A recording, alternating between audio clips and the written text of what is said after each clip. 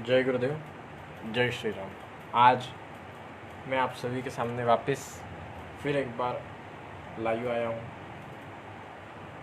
ओम मन शांतिदाता श्री नमो नमः। गुरुर्ब्रह्मा गुरुर्विष्णु गुरुर्देवो महेश्वरा, गुरु साक्षात् परब्रह्म तस्मै श्री गुरुवे नमः। ब्रह्मानन्दं परमस्कृतं केवलं ज्ञानमूर्तिं द्वन्द्वातीतं गगनसदृशं तत्त्वमस्यादिलक्ष्यम् एकं नित्यं विमलमचलं सर्वधी साक्षिभूतं भावातीतं त्रिगुणरहितं सद्गुरुं त्वं नमामि। काषाय वस्त्रं करदण्डधारणं कमण्डलूपद्मकरेण शङ्खं चक्रं गदाभूषणभूषणाद्यं श्रीपादराजं शरणं प्रपद्ये। जगी जन्म घेऊनि सेवक झाला, जाने सदा वास सेवेत केला, जाच्या मुखी सर्वदा सेवा कीर्ती, नमस्कार माझा सद्गुरु अरविंद मूर्ती। नित्य साधू संतांची सेवा करी, तुझ्या कृपेने झालो आनंदाश्रम सेवे करी, तव कृपेची नित्य मागितो माधू करी, नमस्कार माझा मातंडपुरुडेश्वरी। अवधूत चिंतन श्री गुरुदेव दत्त।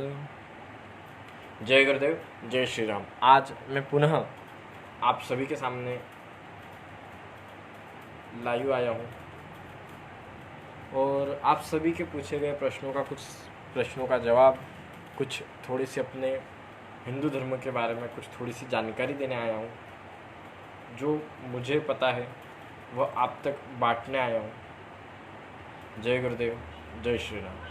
कल मैंने इसी इंस्टाग्राम पे लाइव था, उस वक्त एक सवाल पूछा था कि सवाल यह था, जो कहानी से संबंधित सवाल था वह यह था कि भक्त पुंडलिक जब काशी क्षेत्र की यात्रा करते हैं तब किस ऋषि के आश्रम में जाते हैं या किस ऋषि से अपने काशी जाने, वो जो काशी जाते रहते हैं उस काशी जाने का मार्ग उनसे पूछते हैं। तो उसका जवाब मेरे पास नहीं आया, इस सवाल का जवाब मेरे पास नहीं आया है। उस सवाल का जवाब यह है कि वह कुकुट मुनि के आश्रम में जाते हैं, यानी कुकुट ऋषि के आश्रम में जाते हैं और कुकुट ऋषि से ही वह काशी जाने का रास्ता पूछते हैं। और दूसरा सवाल जो कि रामायण कालीन था कि जब भैया लक्ष्मण को शक्ति से प्रहार किया जाता है मेघनाथ द्वारा, तो सुषिन वेद जो लंका से लाया जाता है, हनुमान जी जिनको लंका से लेके आते हैं, तब वह उन्हें बताते कि संजीवनी जो है, संजीवनी बूटी उन्हें लगानी पड़ेगी। तब हनुमान जी हिमालय पर्वत पर जाते हैं और संजीवनी जिस पर्वत पर रहती है वो पर्वत लेके आते हैं। प्रायः उसी पर्वत को संजीवनी पर्वत भी कहा जाता है, पर उसका नाम पहले जो था वो द्रोणगिरी पर्वत था या द्रोणागिरी पर्वत था, उसे ही द्रोणगिरी पर्वत भी कहा जाता, उसका नाम द्रोणगिरी पर्वत भी था और उसे संजीवनी पर्वत या संजीवनी बूटी का पर्वत ऐसा भी कहा जाता है। जय गुरुदेव, जय श्री राम। आज आप सभी को पता होगा कि आज एकादशी तिथि है। कुछ लोगों ने कल बनाई, कुछ लोग आज बनाएंगे। उसी दौरान कल मैंने आपको संत शिरोमणि यानी सभी संतों के, यानी महाराष्ट्र में जितने भी संत हैं, आसपास सभी विट्ठल भक्त होते हैं, तो मैंने कल आपको पांडुरंग जी की कहानी बताई कि उनका प्राकट्य कैसे हुआ। उसके बाद आज मैं आपको बताऊंगा संत ज्ञानेश्वर के बारे में, है संत ज्ञानेश्वर के बारे में बताऊंगा। तो हम अपनी कहानी को शुरुआत करते हैं। जय गुरुदेव। संत ज्ञानेश्वर अर्थात महाराष्ट्र के एक अनमोल रत्न हैं, जो महाराष्ट्र के सांस्कृतिक जीवन के परमार्थिक श्रेष्ठिक यानी परमार्थिक क्षेत्र में न भूतो न भविष्यति, उनके जैसा ना कोई हुआ है ना कभी होगा, ऐसे वह एक सुंदर एक व्यक्तिमत्व था जिनका चरित्र बहुत सुंदर, लगभग 725 या 726 साल हो गए होंगे या ज़्यादा हो गए होंगे। इतने टाइम में इतने सालों से उनसे, यानी उनको जाने के बाद में भी आज इतने साल हो गए, उनको जन्म लेके 725 से ज़्यादा साल हो गए। आई थिंक 750 से ज़्यादा साल हो चुके हैं उनको जन्म लेकर। फिर भी आज भी अगर आप उनका नाम लेते हैं संत ज्ञानेश्वर, तो एक अलग सा ही ऊर्जा अपने अंदर अपने को प्रवाहित होती है अपने अंदर, क्योंकि वह सुंदर थे और यानी वह सुंदर थे, उनका ज्ञान सुंदर, उनका ज्ञान सुंदर था और उनकी कही गई बातें जो उन्होंने ज्ञानेश्वरी ग्रंथ लिखा वो बहुत सुंदर था। क्योंकि प्रायः कहा यह जाता है कि पहले सभी टोटल सारे ग्रंथ संस्कृत में हुआ करते थे और संस्कृत में होने के कारण सभी लोग उसको पढ़ नहीं पाते थे। तो ज्ञानेश्वर जी ने अपने एज के आई थिंक 12 साल या 15 साल के थे, उसी वक्त से श्रीमद् भगवद गीता को ट्रांसलेट किया और उसे ज्ञानेश्वरी के रूप में मराठी में अनुवाद करके उसका ज्ञानेश्वरी के रूप में उसको प्रकाशित किया कि अन्य सभी लोग पढ़ सके। ऐसे ज्ञानेश्वर जी थे जिन्होंने ज्ञानेश्वरी लिखी। अगर आपने उसके बारे में सुना हो या पढ़ी हो तो आपको मालूम है कि कितने सुंदर उनके विचार थे और कितने सुंदर उन्होंने उस चीज़ को अपने समाज के सामने रखा। और उनकी माता जो थी, उनके माता पिता प्रायः उनकी शादी होती है, उसके पश्चात वह घर बसाते हैं। वो उससे भी पहले होता ये है कि गुरुकुल, उनके जो पिता रहते हैं विट्ठल पंथ जिनका नाम होता है, वह पैठन राज्य से होते हैं। तो वह वह गुरुकुल में जाते हैं और उन्हीं की गुरु की जो कन्या रहती है उनसे उनका कुछ कालावधि के बाद उससे उनका विवाह होता है। और फिर होता ये है कि कुछ कालावधि के बाद में इनका संसार में मन नहीं लगता है उनके पिता का, तो वह अपना संसार त्याग कर संन्यास आश्रम स्वीकार लेते हैं। और संन्यास आश्रम स्वीकारने के कारण उनकी जो धर्मपत्नी होती है यानी रुक्मिणी बाई जो होती है, विट्ठल पंत की बीबी यानी संत ज्ञानेश्वर जी की माता जी, वह सुहागन होके भी सुहागन नहीं रहती है। लोग बाग क्योंकि आपको मालूम ही होगा कि लोग बागों को काम है भी, बहुत बड़ा काम है, और एक काम नहीं भी, ऐसा काम भगवान ने उनको दे रखा है।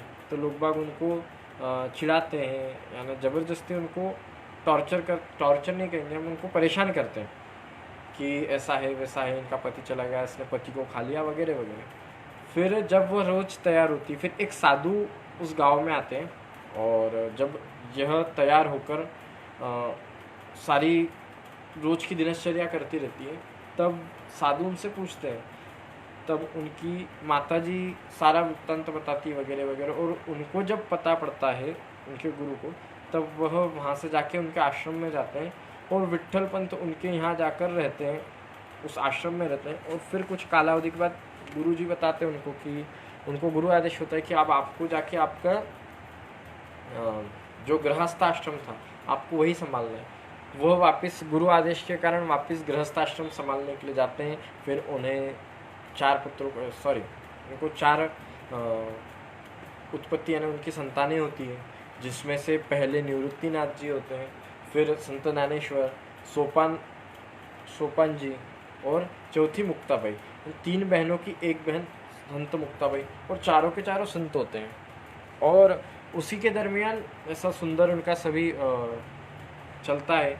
और उसी दरमियान जो समाज रहता है, समाज से उन्हें बहिष्कृत कर दिया जाता है, समाज से बाहर निकाल दिया जाता है, क्योंकि उन्होंने संन्यास लिया। उसके बाद में वापस गृहस्थ आश्रम बसाया। वह गुरु आदेश से किया था, पर लोग बाग मानते नहीं हैं, तो लोग बाग उनको बहिष्कृत कर देते हैं वगैरह वगैरह, है बहुत पीड़ा होती है। फिर वह एक मार्ग निकालते हैं कि वह अपने बच्चों को छोड़कर वहाँ से चले जाते हैं। जब वह वहाँ से जाते हैं तो इनके बच्चे यानी ये जो चारों भाई बहन रहते हैं, इनके ऊपर बहुत जल्दी इनके सिर के ऊपर से माता पिता का चित्र ख़त्म हो जाता है और वह बहुत कठिनाई में अपना जीवन व्यतीत करते हैं।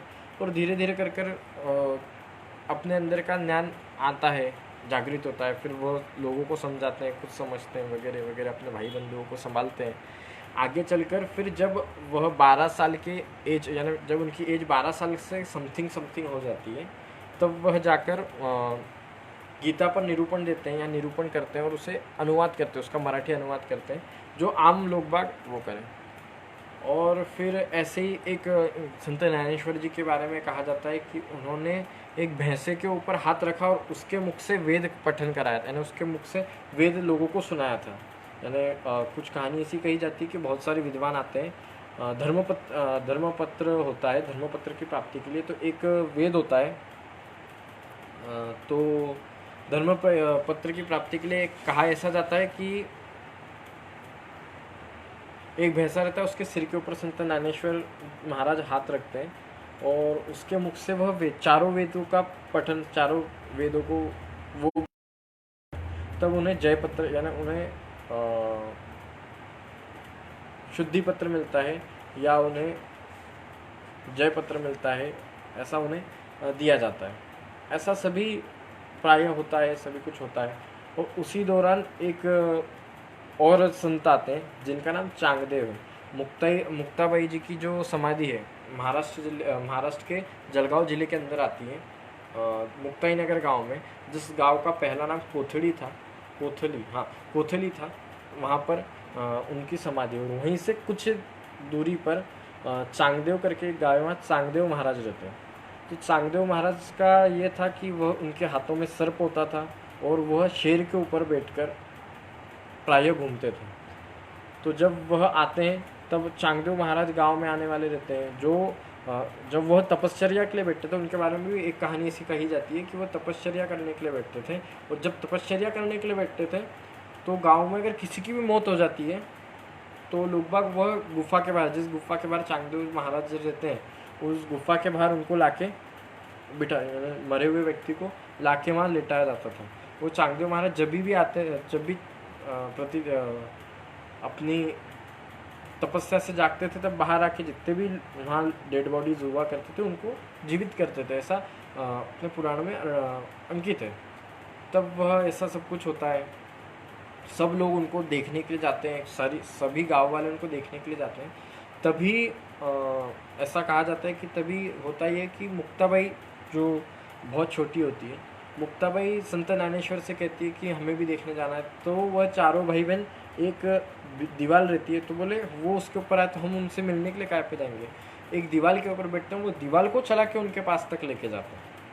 वो एक दीवार को चलाकर उनके पास तक लेके जाते हैं और सब कुछ ऐसा प्राय होता है। वहाँ जाते हैं तो फिर संत ज्ञानेश्वर महाराज, वह चांगदेव महाराज वापस तपस्या के लिए जाते हैं और वहाँ जाने के बाद वो देखते हैं कि यहाँ बहुत सारी डेड बॉडी है वगैरह वगैरह, क्योंकि तब तक वह चांगदेव महाराज जो रहते हैं वह भी जागे हुए नहीं रहते, बहुत सारी डेड बॉडीज़ वगैरह रहती है।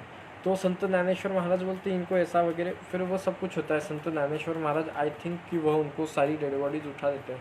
जब चांगदेव महाराज आते हैं उनके शिष्य से पूछते कि आज कौन है, कोई बाहर है क्या? बोले नहीं, एक परिवार आया है, एक छोटे छोटे बच्चे हैं, 4 बच्चे, उन लोगों ने ऑलरेडी उन लोगों को सभी को वहाँ से हटा दिया है वगैरह वगैरह। फिर चांगदेव महाराज बोलते हैं मैं उनको मिलना चाहूँगा वगैरह, वो जाते हैं। फिर मुक्ताबाई ऐसा कुछ उन्हें बताती है चांगदेव महाराज को कि चांगदेव महाराज उनको गुरु बना लेते हैं, मुक्ताबाई को गुरु बना लेते हैं। तो ऐसी सारी एक स्टोरी है। संत ज्ञानेश्वर महाराज ऐसे ही आगे चलता है, फिर सब कुछ होता है।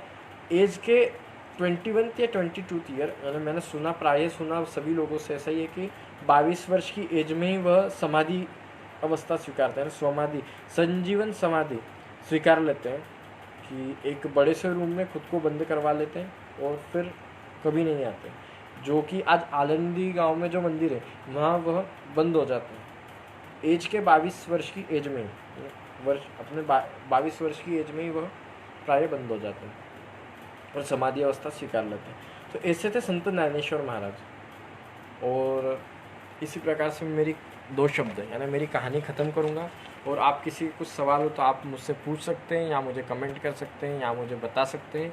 और आज मुझसे एक पूछा गया सवाल था कि भगवान परशुराम ने जब तीर चलाया, भगवान परशुराम ने सबसे पहले अपना परशु किसके ऊपर चलाया था, परशु से प्रहार किसके ऊपर किया था?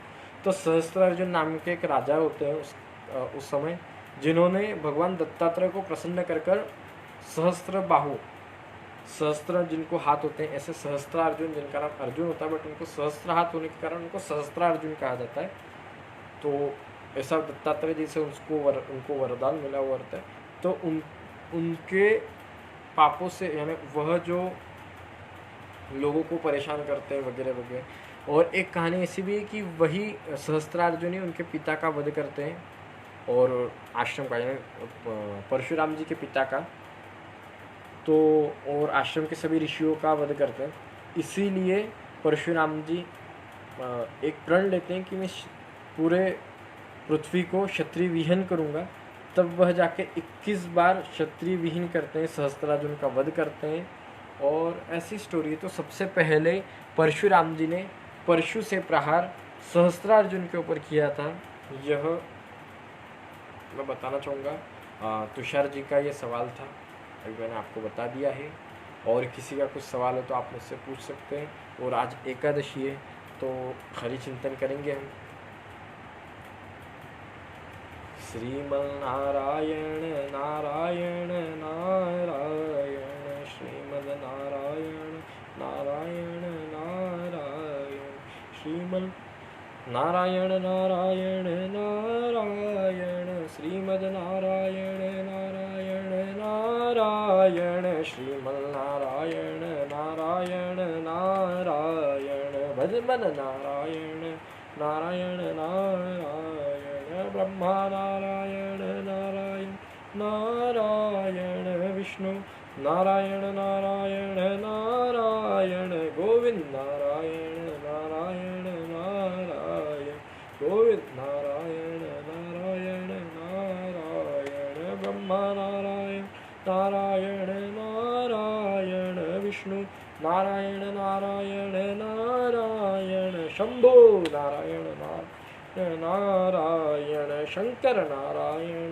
नारायण नारायण, हरि नारायण नारायण नारायण, नारायण नारायण नारायण, श्री राम जय राम जय जय राम जय जय राम, ओम श्री राम जय जय जय राम, ओम श्री राम जय राम जय राम, श्री राम जय जय राम, ओम श्री राम जय जय राम, ओम श्री राम जय जय राम। जय गुरुदेव, जय श्री राम। ओम नमः शिवाय, ओम नमः शिवाय, हरे हरे बोले नमः शिवाय, ओम नमः शिवाय, ओम नमः शिवाय, हरे हरे बोले नमः शिवाय, जटाधराय शिव जटाधराय, हर हर भोले नमः शिवाय, जटाधराय शिव जटाधराय, श्री राम जटाधराय, हर हर भोले नमः शिवाय, ओम नमः शिवाय, ओम नमः शिवाय, हर हर भोले नमः शिवाय। आज आप सभी के लिए मेरा सवाल है। पहला सवाल जो कि महाभारत से है कि अभिमन्यु जी की माता का नाम क्या है। जो अर्जुन पुत्र अभिमन्यु हैं उनकी माता का नाम क्या है, पहला सवाल।